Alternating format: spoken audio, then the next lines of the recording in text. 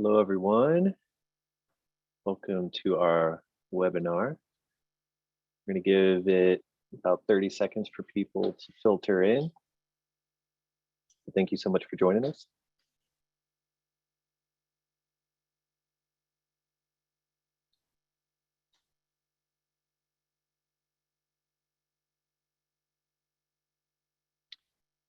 All right.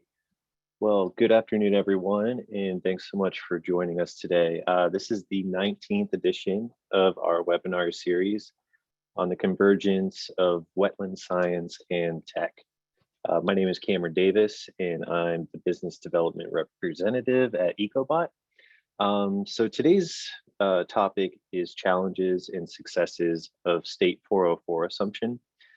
We've got a fantastic panel of experts with us today from states that have assumed that process: Florida, Michigan, and New Jersey. So once we kick things off, we're eager to have a two-way discussion. So at the bottom of your Zoom window, you should see a Q&A button. If you'd like to ask any questions that you'd want answered by the panel, go ahead and put them in there and we'll field them as we have time. Well, let's get to our host, who is my colleague with nearly 2 decades of experience as a wetland scientist and also the co-founder and chief scientist at Ecobot, Jeremy Shavey. I'll pass it off to him. Great, thanks, Cameron, and welcome back, everyone. And for those of you who are joining us for the first time, welcome to our webinar. This has been a great series that we kicked off at the beginning of the pandemic. And we've just had a really wonderful time pulling together various federal and state agencies, as well as some tribes, consulting organizations, tech and software providers. It's an exciting place to hang out, to see where things are going in the 21st century and what's alive in respect to policy and the regulation of those policies. So again, we have a fantastic panel today and looking forward to the sharing. But as usual, I'd like to start off our webinars with just a little perspective, a little reminder of perhaps why many of us are in this particular industry and in the sciences in the first place. I know for myself that as a young child, I fell in love with nature and the deep world, and conservation is always at the heart of many of the reasons why I'm moving forward. So excited to be with this great group today and continue in that journey. And so the topic today, challenges and successes of State 404 assumption. Figured it was a really good way to just kind of cue this up. Here's some of the questions that we hope that we can answer today through some of our presentations, as well as through some of our discussion. Why? Why are some of the states, why have they assumed the 404 process? I think we're going to get a better understanding of that both from Michigan and from New Jersey today. How does it work? What does that look like? And why are these programs successful? And I think Brenda is also going to talk a little bit more about what some of the other states, as well as other agencies that are considering assumption of 404.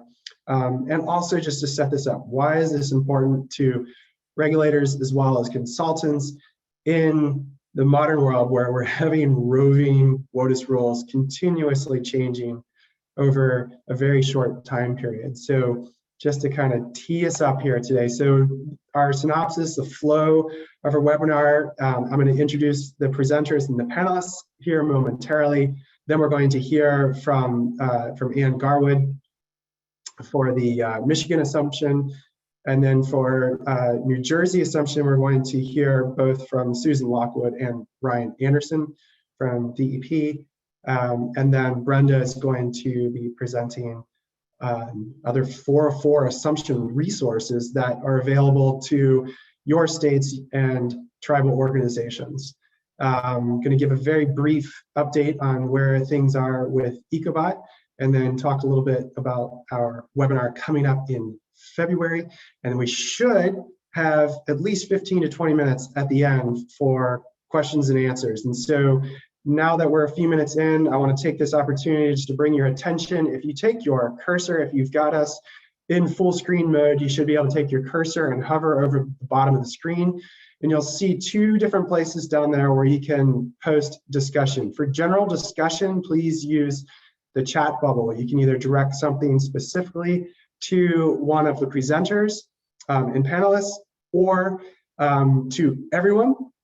But if you have a question that you would like answered in our panel discussion at the end, please insert that into the section where it says Q&A, and we will curate those questions as the presentation continues.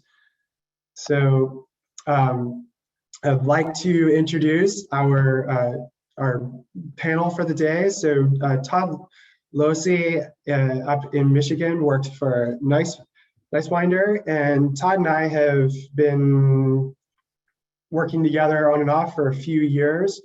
And Todd was a big part of helping get this webinar together here today. So hats off to you, Todd. Hope you're staying warm up there in Michigan. Todd has also introduced me to Ann Garwood, who is going to be presenting from the Michigan perspective from Eagle. She's the Wetlands Unit Supervisor. I know she also supervises streams and I think lakes as well. Sorry, I couldn't fit that all in there, Ann. Otherwise, people have had to have their looking glasses out here. So very much looking forward to what you have to present today. And she works with the 404 reporting side of things at Eagle. Going over to New Jersey with DEP, got Susan Lockwood, who has, as she says, has been with the wetlands program there since the beginning and helped to actually put together the New Jersey assumption package from inception. And so in the meantime, she's been helping promulgate and refine the program ever since. Ryan Anderson, also with New Jersey DEP, runs their jurisdictional determination and permitting program. And he's been with DEP for 21 years plus. Primarily working with freshwater wetlands. Also want to give a shout out to Brendan Zolich, who works with the Association of State Wetland Managers. As the senior policy analyst, she's going to be giving us a great short presentation today focused on tools that are available for 404 assumption. And Brenda and I have collaborated on other projects and webinars in the past as well. So Brenda, thanks for being back with us. And same thing goes out to Kerri MacNutt with ECT. Kerri joined us back in the late summer, early fall, when we had the 404 assumption webinar with Florida DEP. So Kerri's coming in from the consulting side of things and give us a little bit of her perspective and update in available for questions in respect to Florida at the end of the presentation. So without further ado, I would like to go ahead and invite Ann to take over the presentation here. And Ann, again, just let me know when you're ready for me to advance the slides. Sure, go ahead and start. Hi, everyone. As Jeremy mentioned, I'm Ann Garwood. I'm supervisor of the Wetlands, Lakes, and Streams unit in Eagle. I work in Michigan, and we do administer the Section 404 program in Michigan. I'll talk a little bit about how that works and some of the successes and challenges with our program. Go ahead. So just to put things in perspective and kind of to build on what Jeremy was saying about why we do this. In Michigan, we do protect, the Water Resources Division in general does protect 4 Great Lakes, over 3,000 miles of Great Lakes shoreline. We have over 11,000 inland lakes, 36,000 river miles, over 6.5 million acres of wetlands, and we also protect groundwater resources. We like to sort of start out with this slide and think about what it is that we're doing in this program and the other programs we run in the state. I do want to start out the presentation by pointing out that Michigan's Wetland Protection Act that we have and that we administer in our state was written specifically to support state assumption of the program. And that was the intention of the statute when it was first developed. Go ahead. So within our wetlands protection statute, the Michigan legislature clearly recognized the benefits of wetlands. And in our statute, they're identified as functions and values right in the legislative findings incorporated into what we call Part 303 wetlands protection. And this language in the green box is directly from our statute. It says a loss of a wetland may deprive the people of the state of some or all of the following benefits to be derived from a wetland.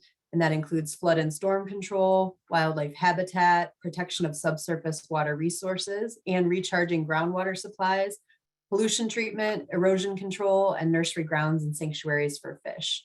And we did feel that it was important to have these functions and values identified in the statute to sort of always bring back what it is that these wetlands are serving for the people of the state. Go ahead. This slide shows sort of a general timeline of Michigan's program. Michigan's Inland Lakes and Streams Act, which is our state statute protecting inland lakes and streams, was first enacted in 1972, followed by in 1977, the Federal Clean Water Act was amended to allow state administration of Section 404 programs. Then in 1979, Michigan's Wetland Protection Act was first passed with the intention of assuming the Section 404 program, as I mentioned. In 1983 was when Michigan and EPA first signed our Memorandum of Agreement, which has later been revised in 2011. And that agreement did provide approval of assumption of the Section 404 program in Michigan. And then in 1984, Michigan and the Army Corps of Engineers signed our Memorandum of Agreement, designating the navigable waters over which the Section 404 program is retained by the Army Corps of Engineers.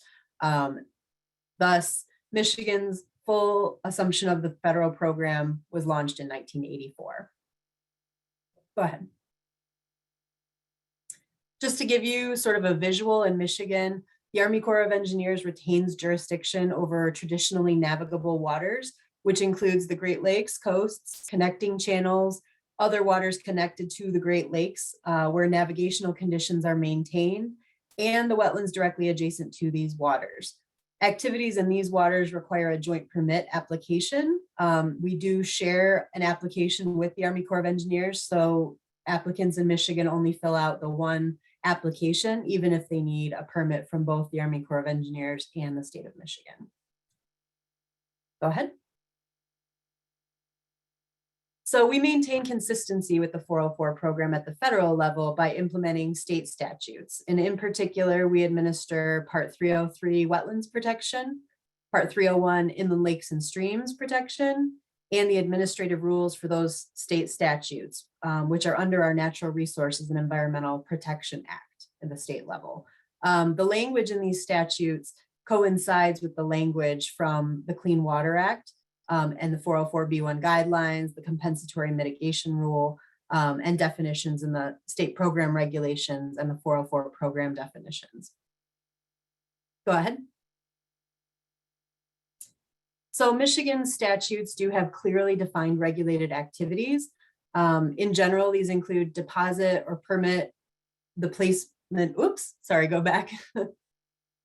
Include regulation of the deposition or permitting the placement of fill material in wetlands, dredging, removing or permitting the removal of soil or minerals from wetlands, construction, operation, or maintenance of uses or development in wetlands, and draining surface water from wetlands. We have similar language under Part 301 for inland lakes and streams, but I did only have the slide in this presentation for wetlands. But it's essentially the same activities: dredging, filling, placement of structures, drainage, those kinds of things. In Michigan, a permit from Eagle actually provides multiple different authorizations. So a single permit issued by our program would carry with it the 404 authorization, except in those areas where the Army Corps retains jurisdiction, as I mentioned. It would also carry with it the 401 certification for water quality in Michigan. Carries with it coastal zone certification if it falls within the coastal zone boundaries. We do incorporate the screening and coordination with state and federal endangered species programs as part of our review. and screening in coordination with the Federal Historic Preservation Program as well. Go ahead. The structure of how our permits, the different levels of our permits is very similar to the federal level as well.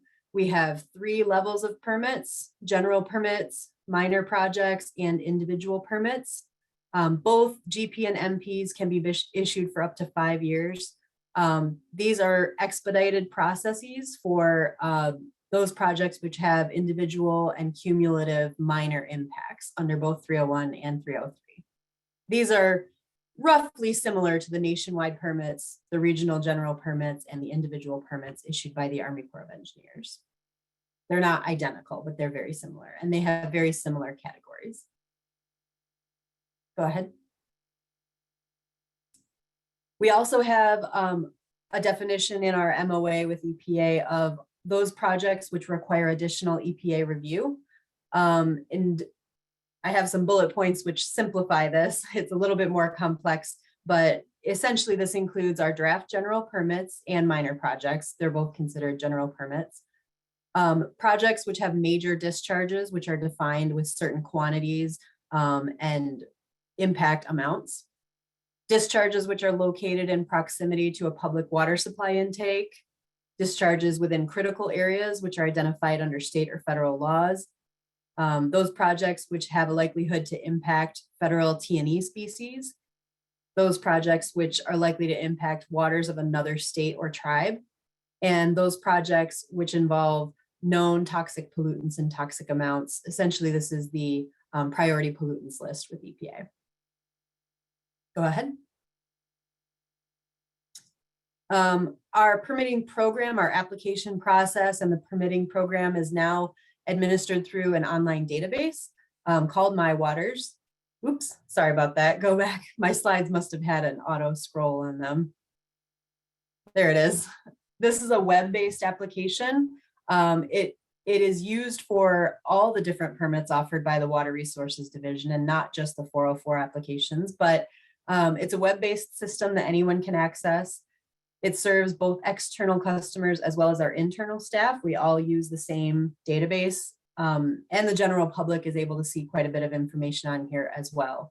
It first went live in August of 2015, and this database actually replaced over 25 existing separate databases that had been being used in the Water Resources Division. This online system is used for permits, inspections, financial reporting, compliance issues, and it's sort of a one-stop shop for all of those things.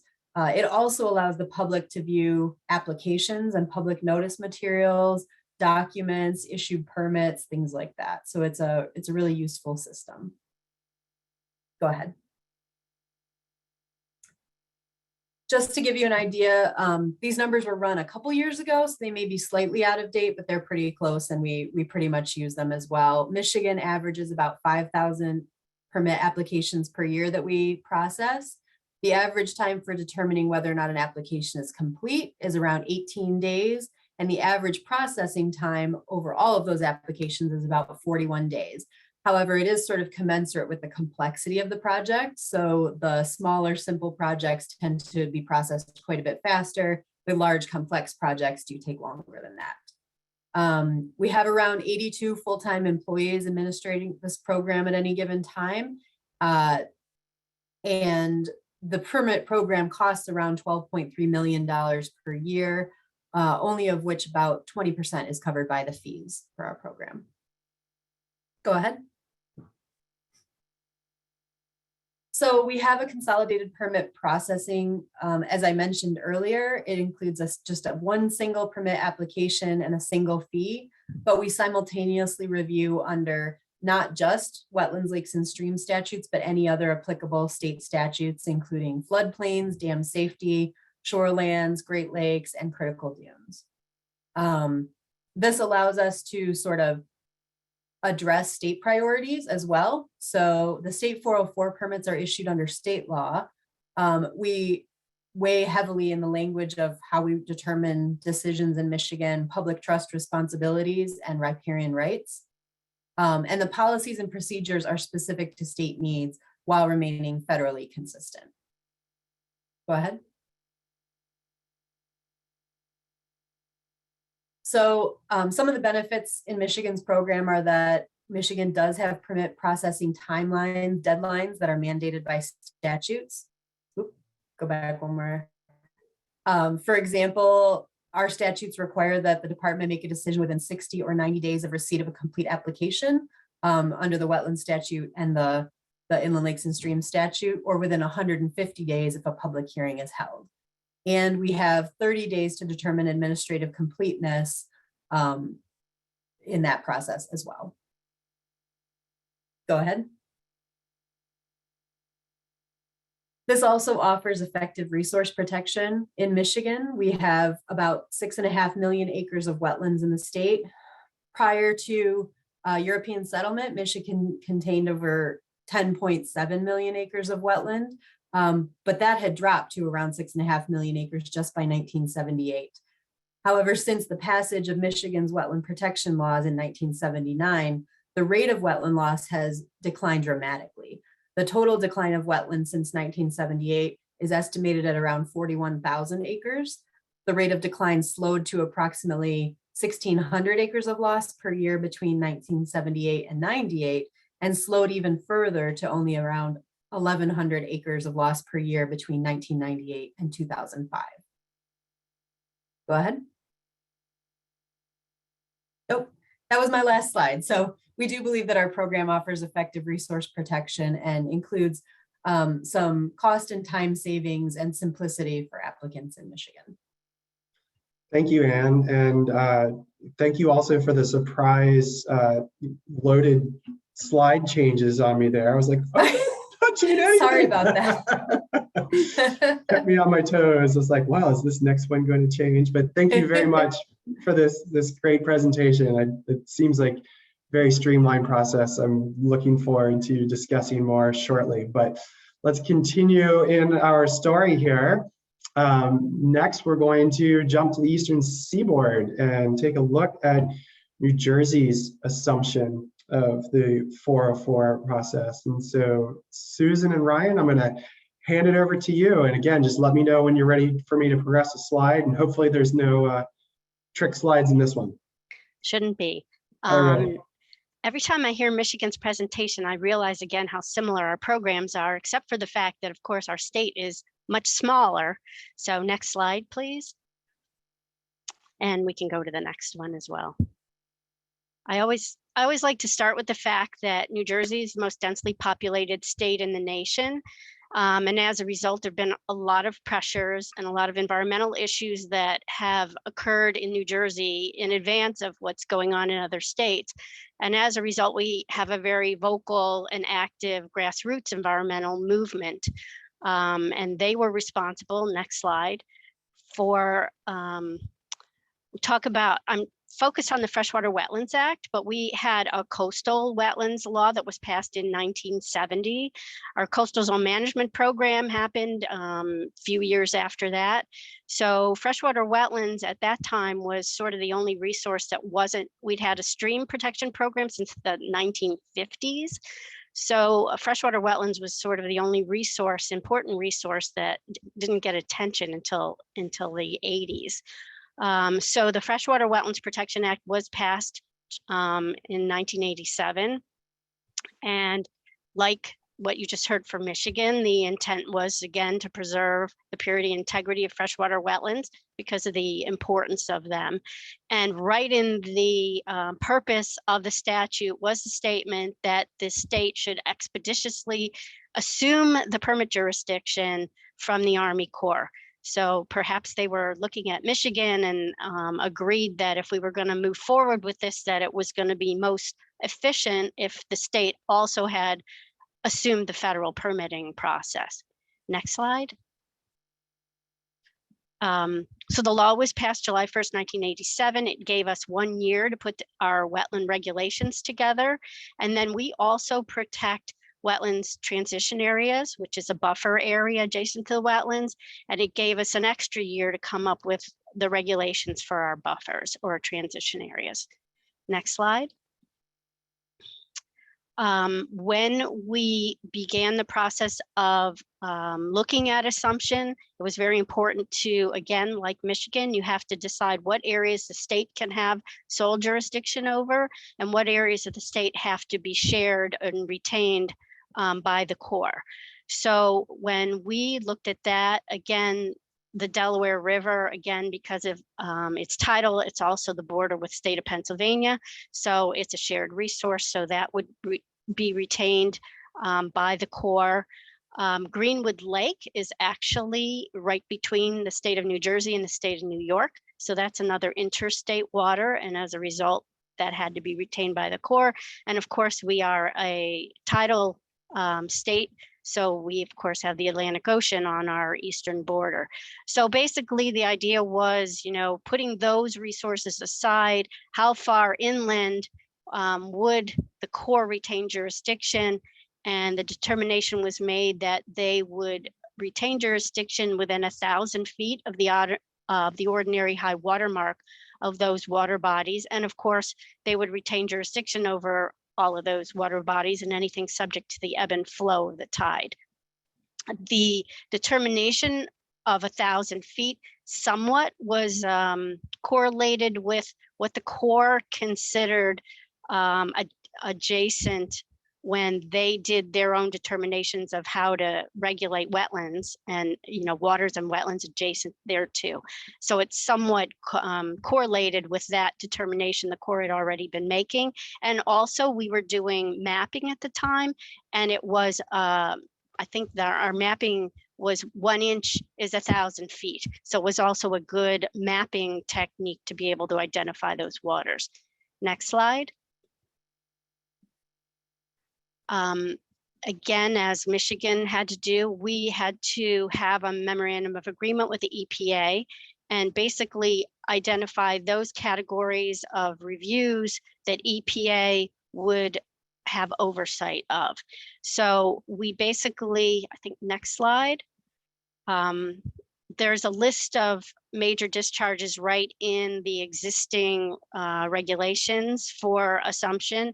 We, of course, had to have all of those categories, many of which Michigan folks just outlined for you.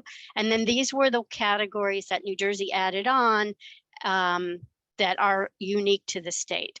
So basically, filling of 5 or more acres of wetlands, a significant reduction in the ecological, commercial, recreational value of 5 or more acres of wetlands, culverts longer than 100 feet, and the channelization of more than 500 feet of a river or stream were deemed to be impacts that were of significance and therefore should have EPA oversight. Next slide. Again, when the state law was passed, there were 2 areas of the state that were listed as exempt from jurisdiction. We could not retain those exempt areas because assumption requires that a state regulate all waters of the state, unless for some reason they're not assumable. So we had the Hackensack Meadowlands, which is up in the northeastern part of the state, and we had the Pinelands, which is in the southern portion of the state. When we evaluated the waters in the Hackensack Meadowlands, those are those are tidal, basically, tidal waters and wetlands adjacent to tidal waters. So the determination was made that there really was nothing in the Hackensack Meadowlands that was going to be assumable. So the Hackensack Meadowlands to this day remains exempt from the state law because the Corps has jurisdiction there. And our state statute said the only reason we'd get jurisdiction there is if it was necessary to assume the federal program. The Pinelands area, however, was a different story. Pretty much from the day that the state said it wanted to assume, EPA said, what are you going to do in the Pinelands? Because that area is inland and it's freshwater wetlands. Some areas have some tidal influence, but we did have to assume that area. The reason the Pinelands area is important is because it's a national reserve area. So it already was under protection. It has its own endangered species list. It had its own regulatory program. It had its own wetland delineation program. So the idea was that in assuming that we should basically maintain their ability to continue to do everything they were doing, but we had to make sure that we coordinated enough so that the EPA was satisfied that we had oversight. So we put together a memorandum of understanding with the Pinelands Commission. And basically the way that works is for smaller impacts like general permit type impacts, the Pinelands Commission does the actual review of those and reports to the state on how those reviews came out.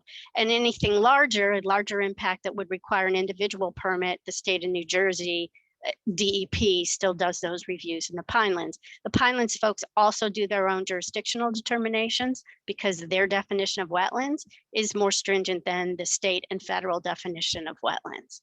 Next slide. So once we worked out, how we would do things in the Pinelands and what was and was not assumable through the working with the Corps, we put our package together and we submitted it in 1993. The EPA did what they had to do and it was declared our application complete in about 2 weeks. After that point, the U.S. Fish and Wildlife Service expressed concern that they did not have a direct role in the state's program, although the state was coordinating with the Fish and Wildlife Service. The Fish and Wildlife Service was not satisfied that the coordination process through EPA was enough. They wanted direct coordination with the state. So while we were not required to do this, the state sat down with the U.S. Fish and Wildlife Service and worked out a coordination process, also through a memorandum of understanding that talked about, and I think I have a slide later that talks more about how that process works. So once we, as you can see, it was almost 6 months, but once we worked out the process with the U.S. Fish and Wildlife Service, they kind of withdrew their objections. And within 48 hours, we had our program approved from the time that we signed that extra MOU with the Fish and Wildlife Service and the EPA. And then our program became effective in 1994. Next slide. Again, lady from Michigan mentioned that we had a program, they had a program before they assumed the federal program. We also had a program that was operating from 1988 until assumption in 1994. So, what does assumption do to change our program? Next slide. Again, we mentioned the major discharges. So when applications come in, we screen them internally for major discharges and automatically and immediately send anything that's classified as a major discharge to EPA that then does the distribution among the Corps, the Fish and Wildlife Service, and National Marine Fisheries. If any of those agencies tell EPA that they will provide a comment, the state has to basically wait for that comment and can't move forward with the permit before we satisfy the comment. There is a time frame and a time limit for those comments so that the state permitting process is not held up indefinitely. Next slide. Again, because we worked this out with the U.S. Fish and Wildlife Service, we have an internal threatened and endangered species unit. They do the major and immediate screening of applications that might have the potential to affect federally listed threatened or endangered species. We also sort of, again, because we're a smaller state, we were able to identify all of the counties and all of the townships in the state that have, for example, an endangered plant species, a federally listed swamp pink species. So we know when a project comes in, if it's in one of those townships, that we have to look at that to make sure that there's not swamp pink associated with the property in question. So our folks internally do the screening and a more intense screening to see if there's the species of concern with federal species, and And then if we believe that the application we get might have a potential to affect a federal species, then they coordinate directly with the U.S. Fish and Wildlife Service. And similarly to EPA, if the U.S. Fish and Wildlife Service intends to provide a comment or conditions, we must wait for their feedback. Again, there's a time frame and a time limit on how quickly they would do that. Next slide. And the other thing we do, and I guess the state of Florida may be working on some of this now, we do have to report annually to EPA. Our deadline is well, I think the deadline might be actually September 30th, but anyway, that slide may be wrong. When we report, we give them statistics on how many permits, how our coordination has gone with, again, we also coordinate with Historic Preservation Office, permitting activity in the Pinelands, as I mentioned, any mitigation activities, and any kind of enforcement actions we've taken as well. Next slide. And at this point, I will hand off to Ryan to talk about some of the extras that our program provides that go above and beyond the federal program. Thanks, Sue. Yeah, so like Sue said, I'm just going to do some quick hits on some things that deviate from the federal program. The first is that New Jersey uses the 1989 federal manual for delineating wetlands. We don't use the 87 or the regional supplements that have since replaced the original. You know, there's good things and bad things about doing that. But one of the benefits is that we're not really tied to the federal WOTUS definition. So in recent years, that's kind of been a bit of a benefit. You know, we're able to regulate things like isolated wetlands. That's something that you know, on the federal level is required a lot more analysis in order to do. Our regulatory program itself is very, very similar. It's generally, we have general permits, which are just like our nationwide permits. We have individual permits, which are also very similar to the federal individual permits. But one thing that we do have, as Sue mentioned, is we have transition areas. So buffers to wetlands. These buffers, it's basically the upland area that's adjacent to the wetland, and you know, here's kind of an example of what that buffer would look like. The light yellow would be the buffer, and we have our own set of regulations as to what can and cannot occur within the buffers, and we also have a separate regulatory scheme that goes along with that. Next slide. So this is an example of the three types of buffers that something could get. The largest is 150 feet. That's pretty much reserved for trout waters and routine species habitat. We also have ordinary, which is there is no buffer on ordinary resource value wetlands, and those are really your ditches and your swales, your small isolated wetlands, your basins, stormwater basins that were built in uplands. And then anything that doesn't meet one of those two categories is 50 feet. Next slide. So the transitionary waivers are the term that we use for the permits. So if you're only doing work within a transition area, you're not touching the wetland, then you would apply for transitionary waivers. And we have several different types, but the most common is what we call an averaging plan. Next slide. So basically, I think this might be like a animation. See if you go forward if something pops up. Yeah, keep going. One more. One more. I didn't create this, obviously. Keep going. All right.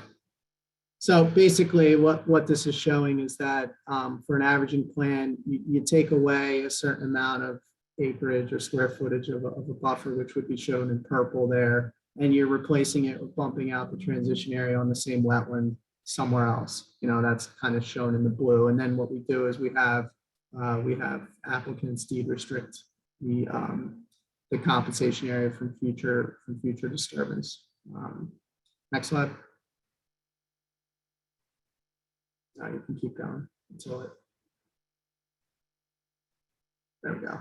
So one other deviation that I just thought of is that we also regulate clearing vegetation. So even if you're not removing stumps of trees and resulting in discharge of fill, we do regulate just even the trimming of vegetation within a wetland. So it's a little more restrictive than the federal program.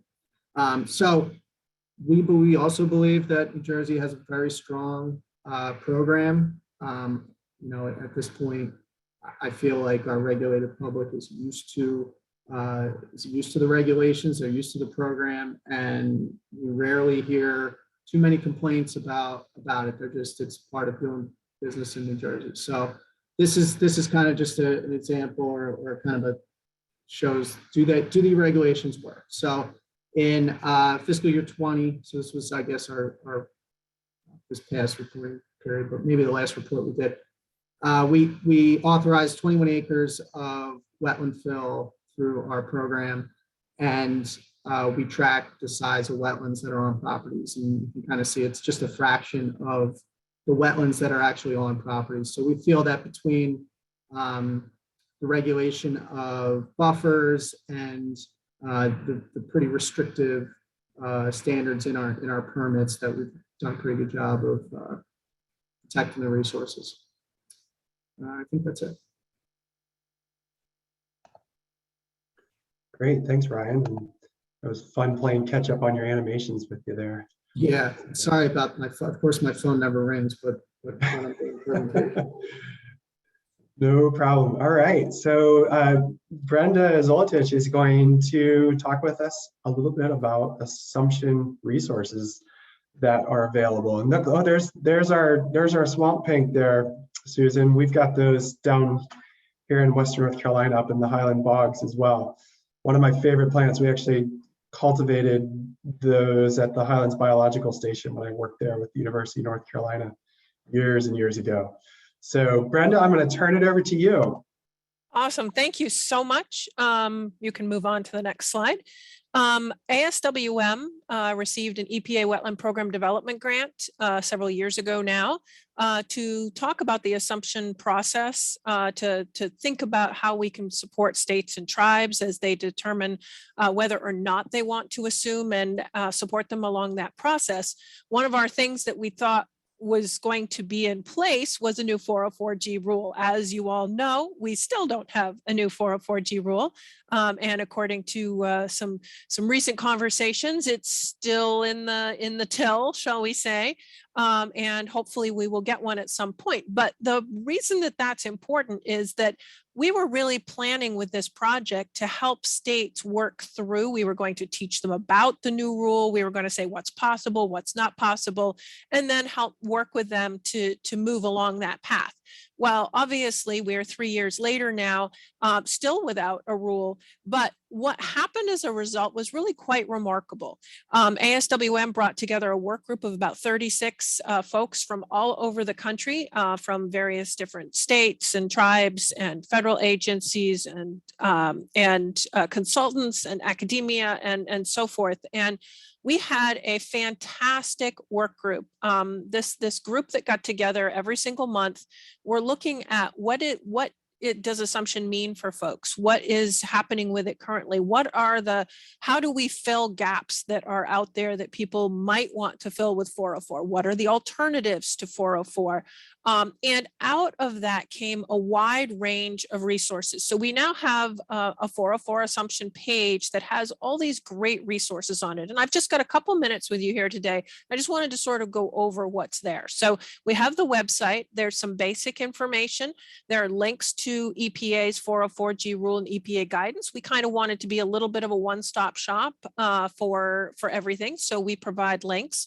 We also have some frequently asked questions about assumption. We have a list of definitions, and that list of definitions obviously would have to be adapted for any other state, but it gives you a really great idea of some of the lingo. Once you delve into assumption world, you will realize that there's a lot of terms, there are acronyms, there are there's phraseology that you might want to use. And our work group really got used to throwing those words around.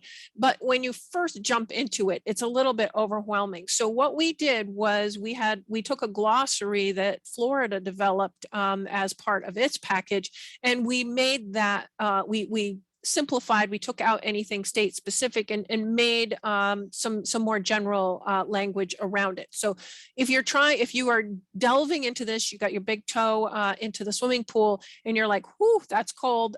Definitions list might help you get there. We have a checklist, which I'm going to talk about again in a second, of assumption considerations for people who are, again, just starting to think about what they might need to do. I think that anyone who was in our work group that said that they were starting to pursue it, where do you start?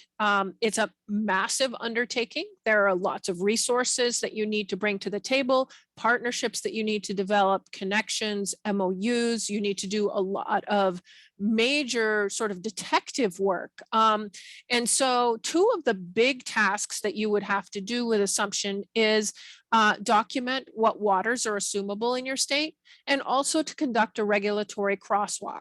And so these two tasks are things that we delved into incredibly deeply. We developed web resources. We have some introductory documents that talk about what are the steps that you would need to go through. We are not EPA, we are not guidance, we are not a rule. However, we were able to pull together sort of lessons from peer-to-peer sharing kind of things that would be useful for you. And probably the most beneficial thing, because everybody is tight on time and recreating the wheel is just agonizing. We provided a matrix of 135 assumption examples. So everything from MOUs to crosswalks to websites to smart guidance sheets and so forth, that somebody who's starting to look into assumption, and let's say you want to document your assumable waters, we provide you with some guidance, with some information, some considerations. We also provide you with a webinar with different states sharing their experiences with that. But then we also, in this matrix, provide examples of the assumable waters analyses that have been conducted already, and links to those. So rather than having to go back and figure out or create new relationships where you have to reach out to people, these folks who were part of our work group were just incredibly generous with what they were willing to share. And all of those are on ASWM's website. We also have links to other useful websites, and we have a PDF of resource links. Next slide. As I mentioned, one of the things that is really helpful, I think, is this assumption checklist.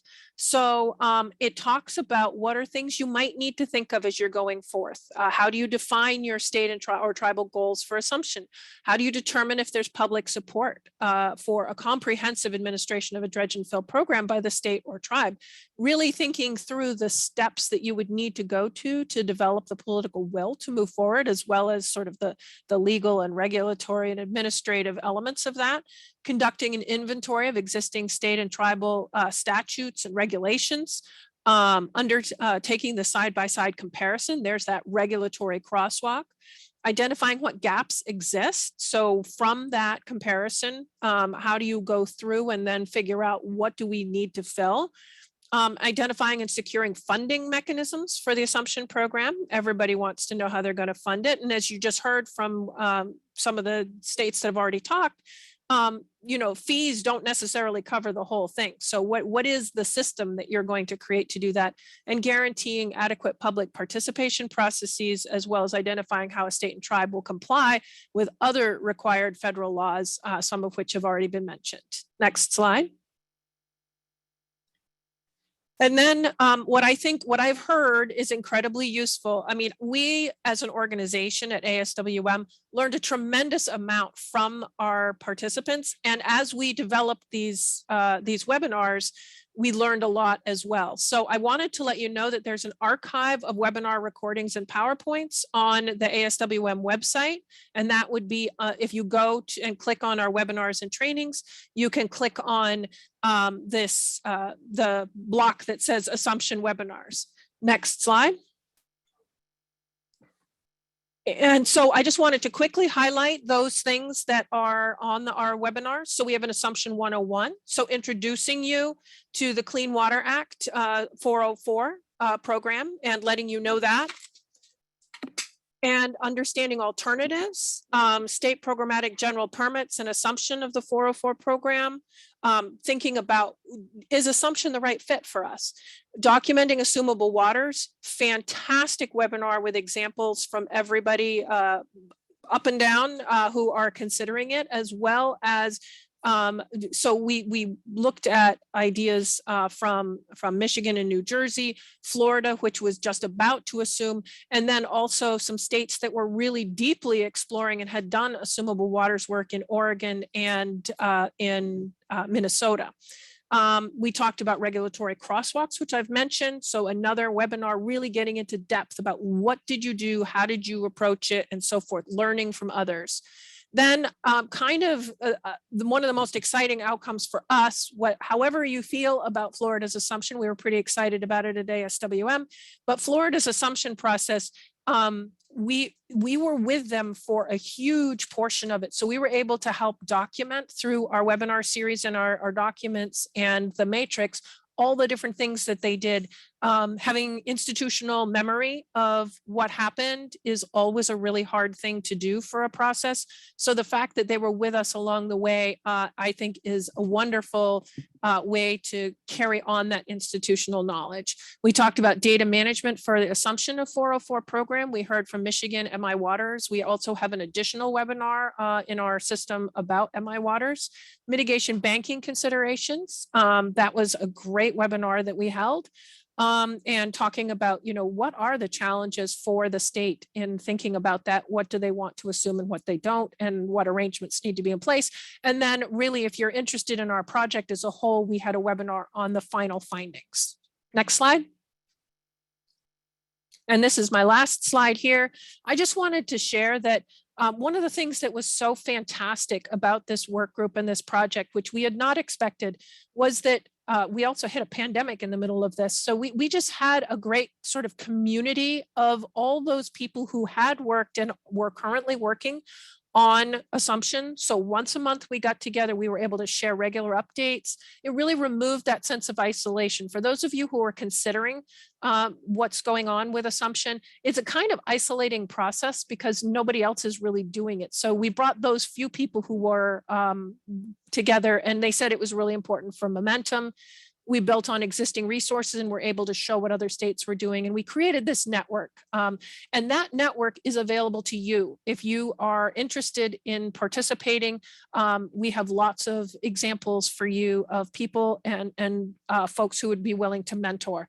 And so in the end, we brought together Michigan and New Jersey and Florida, who you are probably very familiar with. But then we also had engaged Indiana that was in the process of looking at it, not so much now, I believe. Nebraska, Oregon, and Minnesota both are definitely still interested in assumption. And then after the project, we worked quite extensively briefly, but extensively with Nevada, and had contact with Wisconsin, who said that the materials that were available on our site were very useful to them. So I ask you, you can turn to the next slide. I have my information there. If anybody's interested in learning or getting oriented to our materials, we met with a whole bunch of lawyers from Nevada who wanted to know what we had to offer and so forth. And I can just walk you through that. So that's my summary of what ASWM has. And as soon as a new 404G rule is out, ASWM will certainly be doing a Hot Topics webinar on it. And we're actually in the process of planning an update on where everybody is with assumption that was in the process during our project. We're planning that for this fall. That is where I'm at. Great, thank you, Brenda. Always an honor to collaborate, and ASWM just has so many great resources available. So certainly thank you for joining us here today. I'm going to breeze through this really quickly. For those of you who aren't familiar with Ecobot, it's a software platform that allows everyone to do their wetland assessments, delineations, monitoring, etc., in a digital platform. That also we partner with Esri so that we've got great mapping functionality.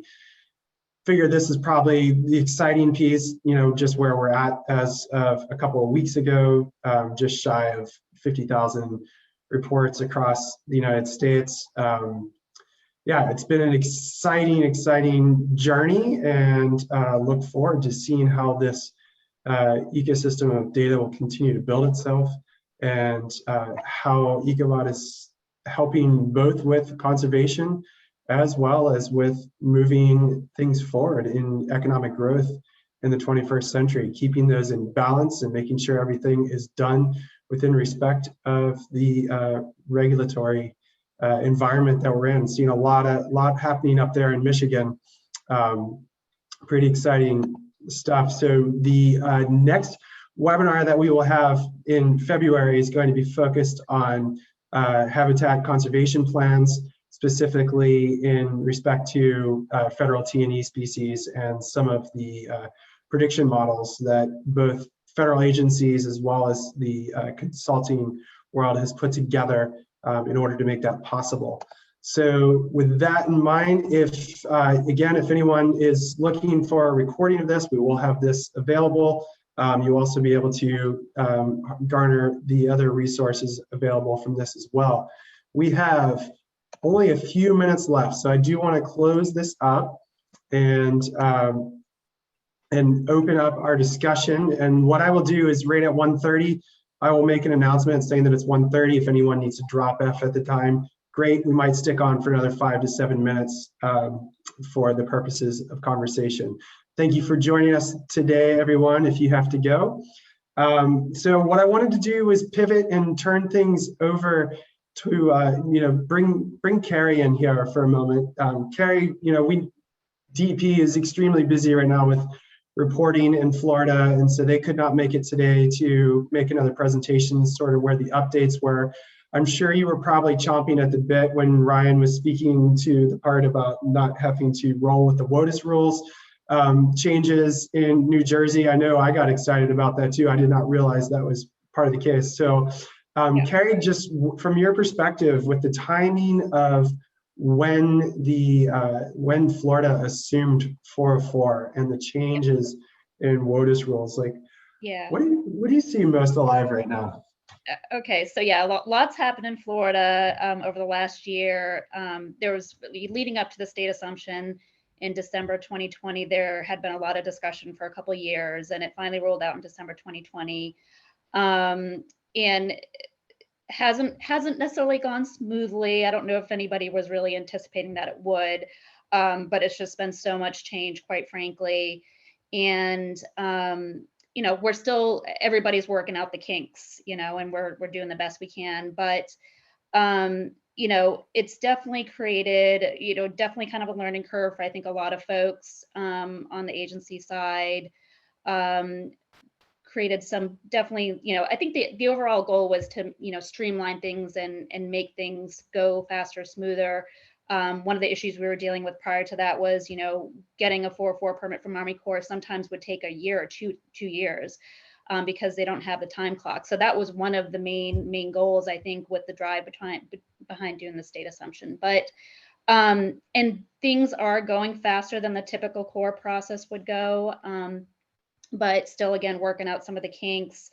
One of the issues, I think a few issues we've kind of run into with some of the delays is workload, quite frankly. We've had a tremendous amount of influx of people moving to Florida the last couple of years. I don't know if a lot of that was maybe driven by COVID, who knows, but just the workload alone has been off the charts with, of course, increased development and the permitting that goes with it. On top of that, when the state assumption happened in December 2020, the DEP staff had hundreds and hundreds of applications that were literally dropped on their lap right before Christmas. It was December 22nd. So they didn't have a very good Christmas that year. So yeah, it took them quite a bit of time to get caught up. Another big issue was resources and staffing. I think, they weren't quite ready for the volume of work that it was going to take to really deal with not only the stuff that just got dropped off on their lap, but then the learning curve to get everybody kind of caught up to speed. Unfortunately, on the consultant side, we did hear that, across the state, they did have quite a bit of mass exodus of staff that left DEP. And I think now they're in a much better place where they've gotten staffed up again, and starting to get things kind of rolling again. So it's going smoother. And of course, the whole WOTUS criteria, that's been an ongoing discussion. I'm kind of at the point with clients where I tell them, what I tell you today will probably be different tomorrow. So you just have to be patient. So we're expecting, and we're kind of hearing that in August, the state is going to roll out with a different interpretation of the WOTUS criteria and how they're going to implement it. So we're all very anxious to see what that's going to look like, and all the changes that are going to occur as a result of that. Another thing that's kind of, I think, maybe a little unique with how DEP has approached the state assumption is, the Army Corps, of course, has their wetland delineation process, their own methodology they follow, and the state of Florida has always had their own separate delineation process. So when DEP took on the state 4.4 program, they decided they wanted to stick with the state wetland methodology rather than adopting the Army Corps' methodology. So in DEP working with water management districts, who are the agencies throughout the state that also deal with the state regulations, it kind of wadded up the delineation review process. And Jeremy, you showed one of your 62-340 slides up there, which is a data form that's now required. There's all this extra effort that is going into the delineations and the agencies as far as the documentation they have to do and all these data forms. Even if you have a site that is 100% uplands, the DEP and water management districts are having to go out and do data forms just in the uplands alone. So that in itself has created major timing delays where when we submit an application, you will not get an agency to step foot on site for at least 3 months. So it's just created a massive backlog in terms of the process. And obviously we're hoping that all gets better. And they are doing some things between DEP and Water Management District, try to kind of get that sort of moving more smoothly and get caught up with some of that backlog. But yeah, there's just been a number of things that have sort of, I think people weren't really anticipating, and it's kind of hard to until you're kind of in the process and, realizing that you've got all these things that you kind of have to marry together and make it all work. So. Great, thank you, Kerri. And again, it is a little past 1:30, so if anyone needs to go, thank you for joining us. But if you don't mind sticking around, we've got a few more questions here we'd like to field. Feel free to stick around. I want to turn, kind of continuing in that vein, Kerri, I want to turn it over to Todd. Hearing a little bit, Todd, from Kerri here about what, from the consulting perspective, how the 404 assumption has impacted clients, customers, etc. So being a consultant in Michigan, how do you see the 404 assumption in Michigan impacting clients, customers, etc.? In terms of wetlands, we don't have to worry about the WOTUS stuff. And honestly, most of the consultants, I'm going to say the majority of consultants in Michigan don't know what you guys are talking about in terms of all this WOTUS variation and the changes, because we don't deal with it. And so that's a huge benefit, and a huge benefit that I testified in front of the Michigan House and Senate in regards to keeping the program. When there's always been discussion and paints a pretty good picture, and I think we support that picture for the most part, but it is a controversial program. We've got 6.5 million acres of wetlands in Michigan, and so that impacts private property. People, you have that controversy of private property versus regulations. So the wetland regulations are constantly reviewed, and the lakes and streams regulations are constantly reviewed and discussed at the legislature. But the answer over the last 25 years has been the same. We need to keep the state program. We need to keep control of wetland regulations. We need to stay as far away as we can from the federal regulations, be consistent with them, but don't give it back to the feds don't get involved with the WOTUS issues. And I think on the private side, we're pretty happy with that. We can easily, for the most part, tell a private landowner if a wetland's regulated or not, based on some pretty simple rules that the state of Michigan has. There are some controversial wetlands that, we run into once in a while, but most wetlands are regulated. 90+% probably is a pretty good number of the ones that we regulate. Another interesting thing in terms of core jurisdiction in Michigan is that it is just on the Great Lakes shorelands, and we don't deal with them much in terms of wetland regulations. In southern Michigan, the developed areas on the Great Lakes shores, there's not a lot of wetlands left. And in northern Michigan, there are wetlands, but that doesn't have the development pressure as much. In addition, Eagle and the state of Michigan significantly protects Great Lake coastal wetlands. So we just don't deal with those on the private side as much. So I don't even know who the core representatives are. So Todd, one of the things that you and I spoke about back in December when we decided to cook this up this month was in respect to the sort of the bipartisan support for the state assumption. Can you share a little bit more about that with our audience? Well, I think it's, and I've had a lot of discussions, and there's been a lot of potential bills to modify the state's wetland protection statutes. But again, the result always comes back on both sides of the aisle that we need to support this program. The state needs to fund this program. Again, the funding is not based on just fees, but general fund dollars go to this program, and that is supported in a bipartisan manner because of these pretty straightforward rules and laws. Now, of course, there are people who don't like the program at all, and there are people that like the program and want to keep it, and some would like to just get rid of it and go to the feds and fight about what a regulated wetland is or not.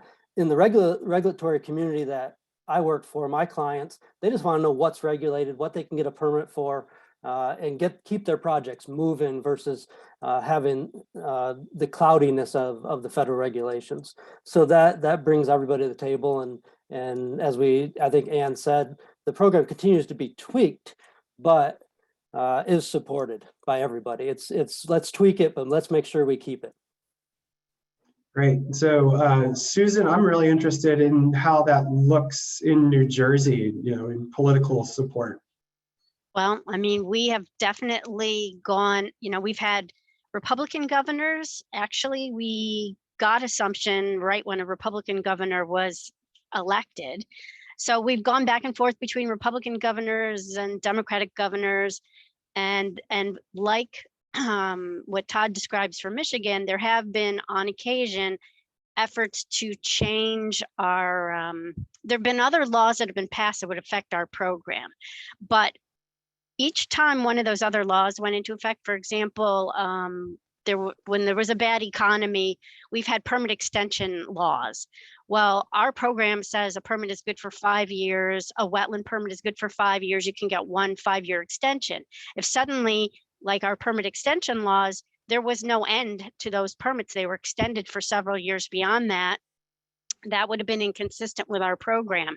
So we've actually gone to the legislature, whoever's putting those bills together, and say, you don't want to jeopardize the program. And in each and every case, they've put an exception for our wetland program in there, so it's not affected by that new provision. So I think folks in New Jersey, similar to the regulated community, have figured out that it makes more sense to have this streamlined program. And Ryan can answer, I guess, the questions about, why WOTUS hasn't affected us, but it hasn't affected us because we have our own program. Our statute told us, which manual and how you define a wetland. It was defined based on the 3-parameter approach. And then it was just a matter of which manual we were using. So all of these other things that have come along don't affect our program directly because we're under our state law and we don't have to, when the Corps and we are joint jurisdiction, the Corps will deal with WOTUS issues. But when we are on our own, we're under our own state statute. So I would agree that I think across the board, both sides of the aisle, once they understand what's at risk and what we're doing, I think the regulated community has actually gone to their legislative people and said, like, don't mess up assumption. That's great. So kind of as a derivative of that, Anne, I wanted to direct a question to you. First of all, the MyWater site looks excellent. I'm going to take a dive into that. I was not aware of that. But in terms of thinking about funding, you spoke to only 20% of URL's budget comes from the from in lieu fees, etc. Where does the other funding come from? And maybe you don't have that specifics, but like, do you see that similar, like bipartisan from the political side and financial institutions in Michigan? The majority of the other funding is general fund, like Okay. Todd mentioned. So it is there, but it's, with the economy and with changes in the legislature and stuff, it's at risk sometimes, right? So there is the potential for that funding source to change. But, part of the reason that the fees are kept relatively low is to sort of not discourage the regulated community and not, and sort of continue the support for the program. There probably do need to be some fee increases because it's been such a long time, and with inflation, it hasn't been accounted for, those kinds of things. But most of the funding is general fund, and that has been the agreement from the legislature for a long time. That's great. So one of the things that this brings to mind, just thinking in terms of where humanity is interacting, especially with these ecotones like wetlands, places that cross, Ryan learning a little bit more about these transition areas, these buffers was pretty exciting. We've got a pretty good buffer program for streams here in North Carolina.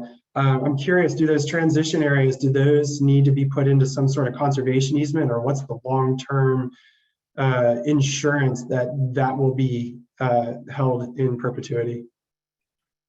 Well, I think that for a time we were requiring applicants to deed restrict everything. So they would come in, they'd get their transitionary waiver, and then we'd say, we want you to lock up all the wetlands and buffers. And we found that we were doing ourselves a disservice by doing that. First of all, the compliance rate of getting someone to do that was tough. Second, once they did restrict it, if somebody 10, 15, 20 years down the line wanted to do something in that area, whether it made sense or not, it has to be lifted by the commissioner. It's a really involved process. So at this point, we are trusting the regulations to kind of take care of those areas on their own. And all we're requiring is for applicants to deed restrict the bump out, which is technically uplands. It's not really protected in any way because they're kind of extending out beyond our jurisdiction. Okay. Great. So I know we're getting rolling out time here. I have one last question for Brenda.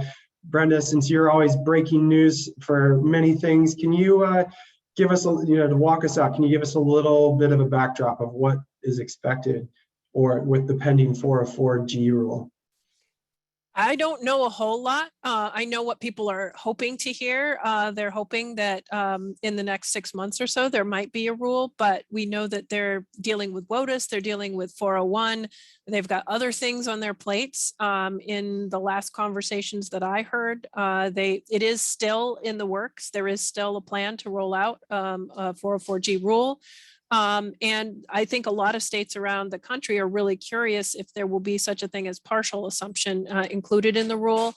Partial assumption either in the form of allowing certain parts of the program to be assumed and other parts not, or staged in so that you could do part and then move into others so that it was less of a financial and administrative burden. However, we have no indication that that will be included. It's currently not allowable in the rules. So I know there's a lot of states like Oregon who they've moved forward strongly, but with the provision that it would have to be partial assumption. So I'm really interested to see what might happen in the future. I can promise you that we will be keeping our members and the public aware of what's happening. And as soon as we have something, we will get it right out to folks and get somebody from EPA and to be able to make a presentation for us as a webinar. Great. Brenda, thank you again for bringing in sort of a national perspective. It's great to be able to kind of compare notes. Kerri, thank you for speaking on behalf of consultants and the industry in Florida. Todd and Ann, really great to get some fill-in on what's happening up in Michigan. Society for Wetland Scientists will, of course, be up in Michigan this year, so hopefully get out into some of your all's fun wetlands up in there. And Susan and Ryan, thank you for representing New Jersey and DEP and updating us with things there. Sounds like we have some exceptional programs and a lot of great support for those. So thank you all for joining us today. And for all of those of you who stuck on for the extra time, hopefully this Q&A session was helpful for you and that you learned something today, and that if you have if you're on the regulatory or agency side and you're looking for some help, Brenda, reach out to her or just reach out to some of those resources that they have available on their website there. Otherwise, if you want any of these folks' contacts, if you have deeper questions, feel free to reach out to myself and my team at Ecobot. And we'll look forward to seeing you next time at the end of February or at one of ASWM's upcoming webinars as well. So thank you very much, everyone, and have a great afternoon.